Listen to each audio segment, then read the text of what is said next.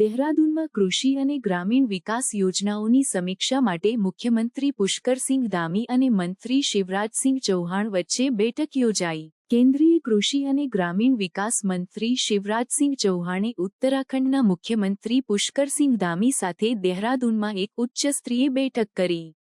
આ બેઠકમાં રાજ્યમાં કેન્દ્ર સરકારની વિવિધ કૃષિ અને ગ્રામીણ વિકાસ યોજનાઓના અમલની સમીક્ષા કરવામાં આવી। બેઠકમાં રાજ્યના કૃષિ મંત્રી ગણેશ જોશી અને અન્ય વરિષ્ઠ અધિકારીઓ પણ હાજર રહ્યા।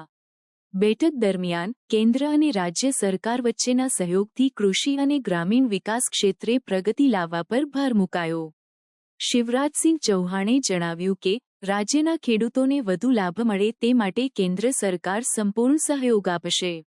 મુખ્યમંત્રી ધામીએ પણ રાજ્યમાં કૃષિ અને ગ્રામીણ વિકાસ માટે કેન્દ્ર સરકારના સહયોગ માટે આભાર વ્યક્ત કર્યો।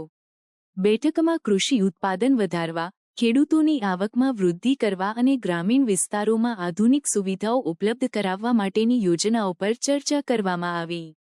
શિવરાજસિંહ ચૌહાણે જણાવ્યું કે રાજ્યના કૃષિ અને ગ્રામીણ વિકાસ માટે કેન્દ્ર સરકાર દ્વારા વધુ નાણાકીય સહાય અને ટેકનિકલ સપોર્ટ આપવામાં આવશે। આ બેઠકના અંતે બંને નેતાઓએ રાજ્યના કૃષિ અને ગ્રામીણ વિકાસ ક્ષેત્રે વધુ પ્રગતિ માટે મળીને કાર્ય કરવાની પ્રતિબદ્ધતા વ્યક્ત કરી। શિવરાજસિંહ ચૌહાણે જણાવ્યું કે કેન્દ્ર અને રાજ્ય સરકારના સંયુક્ત પ્રયાસોથી ઉત્તરાખંડના ખેડૂતોના જીવનમાં સુધારો લાવવામાં આવશે। यहाँ सेंटर ऑफ एक्सीलेंस बनाया जाएगा, उसके लिए राशि प्रदान की जाएगी। आपने कृषि के क्षेत्र में जो विकास किया है उसको और बढ़ावा देने के लिए